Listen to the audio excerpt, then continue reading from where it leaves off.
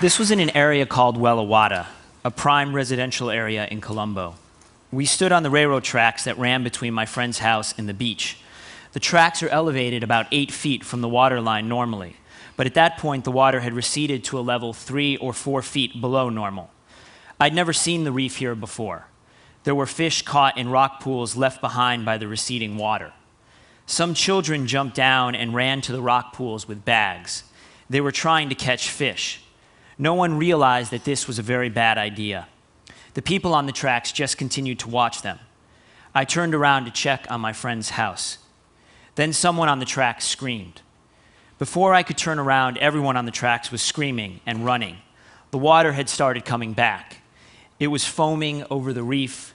The children managed to run back onto the tracks. No one was lost there, but the water continued to climb. In about 2 minutes, it had reached the level of the railroad tracks and was coming over it. We had run about 100 meters by this time. I continued to rise. I saw an old man standing at his gate, knee-deep in water, refusing to move. He said he'd lived his whole life there by the beach and that he would rather die there than run. A boy broke away from his mother to run back into his house to get his dog, who was apparently afraid. An old lady, crying, was carried out of her house and up the road by her son. The slum built on the railway reservation between the sea and the railroad tracks was completely swept away. Since this was a high-risk location, the police had warned the residents, and no one was there when the water rose, but they had not had any time to evacuate any belongings. For hours afterward, the sea was strewn with bits of wood for miles around. All of this was from the houses in the slum. When the water subsided, it was as if it had never existed. This may seem hard to believe unless you've been reading lots and lots of news reports. But in many places after the tsunami, villagers were still terrified. When what was a tranquil sea swallows up people, homes, and long-tail boats mercilessly without warning, and no one can tell you anything reliable about whether another one is coming, I'm not sure you'd want to come down either. One of the scariest things about the tsunami that I've not seen mentioned is the complete lack of information. This may seem minor, but it is terrifying to hear rumor after rumor after rumor that another tidal wave, bigger than the last, will be coming at exactly 1 p.m., or perhaps tonight, or perhaps... You don't even know if it is safe to go back down to the water to catch a boat to the hospital. We think that Phi Hospital is destroyed. We think this boat is going to Phuket Hospital, but if it's too dangerous to land at its pier, then perhaps it will go to Krabi instead, which is more protected. We don't think another wave is coming right away. At the Phi Hill Resort, I was tucked into a corner furthest away from the television, but I strained to listen for information. They reported there was an 8.5 magnitude earthquake in Sumatra which triggered the massive tsunami. Having this news was comforting in some small way to understand what had just happened to us. However, the report focused on what had already occurred and offered no information on what to expect now. In general, everything was merely hearsay and rumor, and not a single person I spoke to for over 36 hours knew anything with any certainty. Those were two accounts of the Asian tsunami from two internet blogs that essentially sprang up after it occurred. I'm now going to show you two video segments from the tsunami that also were shown on blogs. I should warn you, they're pretty powerful. One from Thailand and the second one from Phuket as well.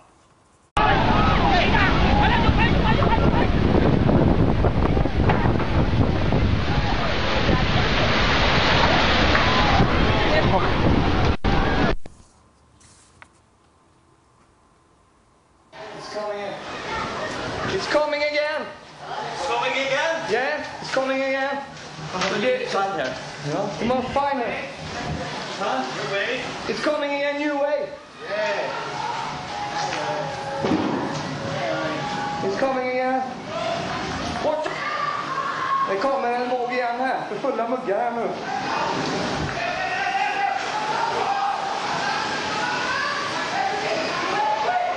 Shit, shit, shit.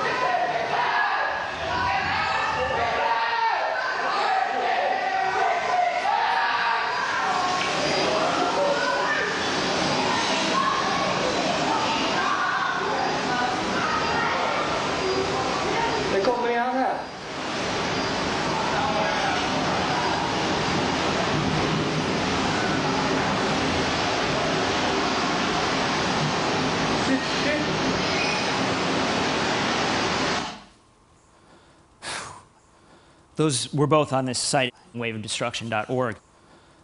In the world of blogs, there's going to be before the tsunami and after the tsunami. Because one of the things that happened in the wake of the tsunami was that, although initially, that is in that first day, there was actually a kind of dearth of live reporting. There was a dearth of live video. And some people complained about this. They said sort of, the blogosphere has let us down. What became very clear was that within a few days, the outpouring of information was immense. And we got a complete and powerful picture of what had happened that, in a way that we never had been able to get before. And what you had was a group of essentially unorganized, unconnected writers, video bloggers, etc., who were able to come up with a collective portrait of a disaster that gave us a much better sense of what it was like to actually be there than the mainstream media could give us. And so in some ways, the tsunami can be seen as a sort of seminal moment, a moment in which the blogosphere came to a certain degree of age. Now, I'm sort of going to move now from this kind of the sublime in the traditional sense of the word, that is to say, awe-inspiring, terrifying, to the somewhat more mundane. Because when we think about blogs, I think for most of us who are concerned about them, we are primarily concerned with things like politics, technology, etc. And I want to ask 3 questions in this talk, in the 10 minutes that remain, about the blogosphere. The first one is, what does it tell us about our ideas about what motivate people to do things? The second is, do blogs genuinely have the possibility of accessing a kind of collective intelligence that has previously remained, for the most part, untapped? And then the third part is, what are the potential problems or the sort of dark side of blogs as we know them? Okay, the first question, what do they tell us about why people do things?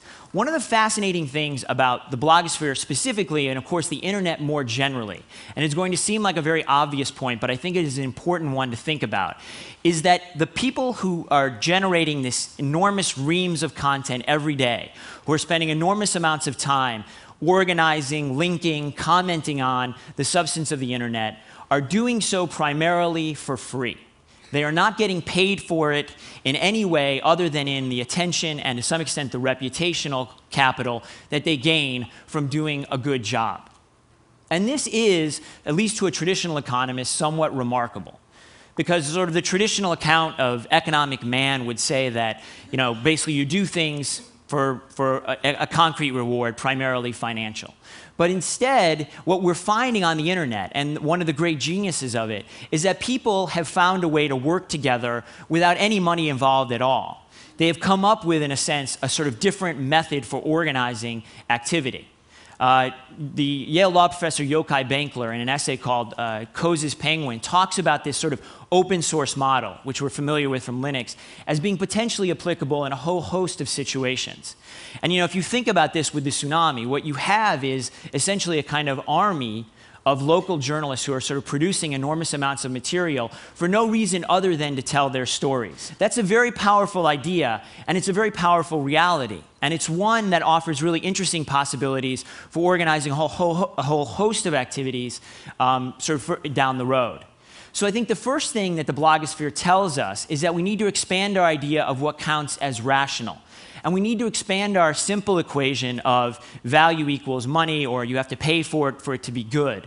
But that, in fact, you can end up with collectively really brilliant products without any money at all changing hands. There are a few bloggers, somewhere maybe around 20 now, who do, in fact, make some kind of money, and a few who are actually sort of trying to make a full-time living out of it. But the vast majority of them are doing it because they love it, or they love the attention, or whatever it is. So, Howard Rheingold has written a lot about this, and I think is writing about this more, but this notion of voluntary cooperation is an incredibly powerful one, and one worth thinking about. The second question is, what does the blogosphere actually do for us in terms of accessing collective intelligence?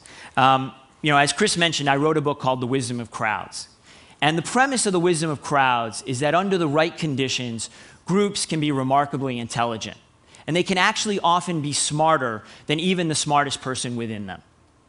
The simplest example of this is that if you ask a group of people to do something like guess how many jelly beans are in a jar. If I had a jar of jelly beans and I asked you to guess how many jelly beans were in that jar, your average guess would be remarkably good. It would be somewhere probably within 3 and 5% of the number of beans in the jar. And it would be better than 90 to 95% of you. There may be one or two of you who are brilliant jelly bean guessers, but for the most part, the group's guess would be better than just about all of you. And what's fascinating is that you can see this phenomenon at work in many more complicated situations. So for instance, if you look at the odds on horses at a racetrack, they predict almost perfectly how likely a horse is to win. In a sense, the group of bettors at the racetrack is forecasting the future in probabilistic terms. You know, if you think about something like Google, which essentially is relying on the collective intelligence of the web to seek out those sites that have the most valuable information. We know that Google does an exceptionally good job of doing that, and it does that because collectively, this disorganized thing we call the World Wide Web actually has a remarkable order, a remarkable intelligence in it. And this, I think, is one of the real promises of the blogosphere.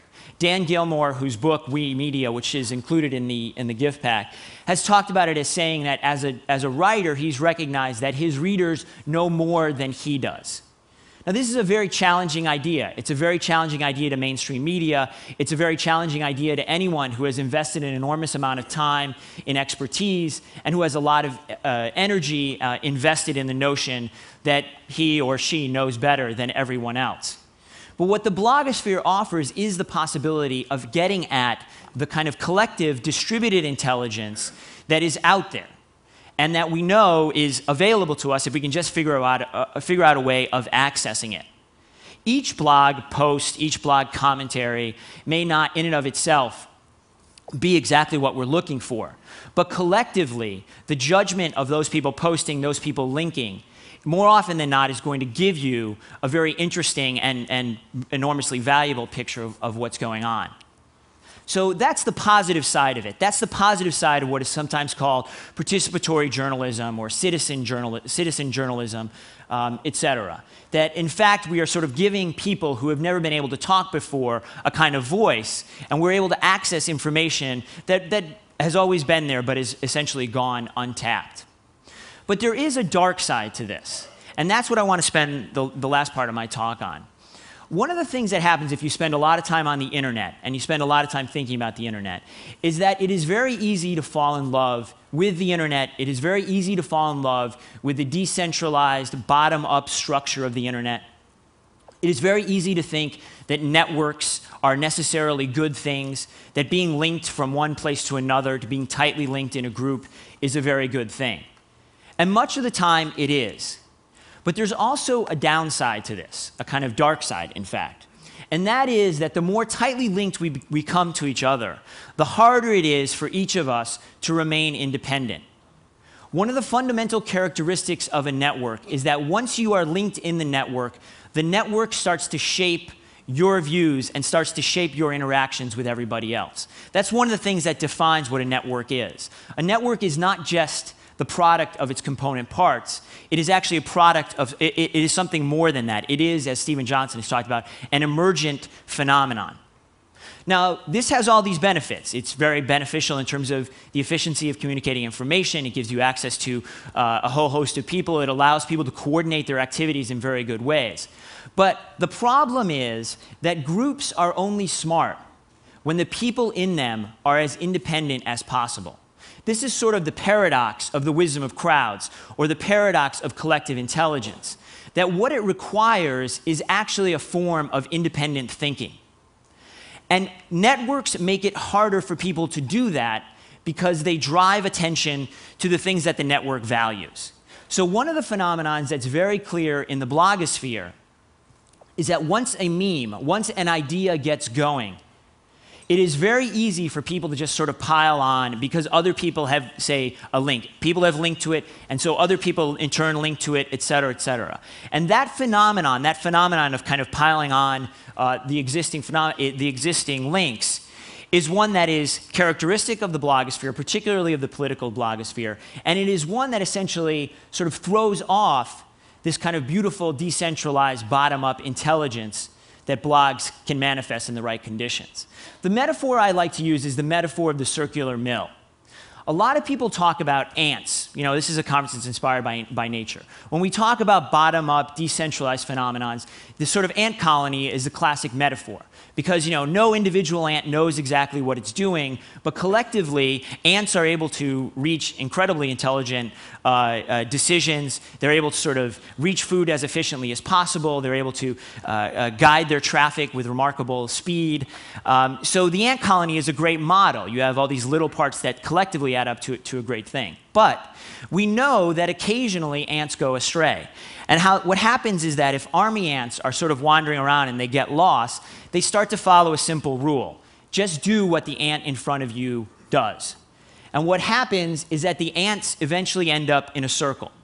And there's this famous example of one that was 1,200 feet long and lasted for 2 days. And the ants just kept marching around and around in a circle until they died. And that, I think, is a sort of thing to watch out for. That's the thing we have to fear, is that we're just going to keep marching around and around until we die. Now, I want to connect this back, though, to the tsunami. Because one of the great things about the tsunami, in terms of the blogosphere's coverage, not in terms of the tsunami itself, is that it really did represent a genuine bottom-up phenomenon. You saw sites that had never existed before getting huge amounts of traffic.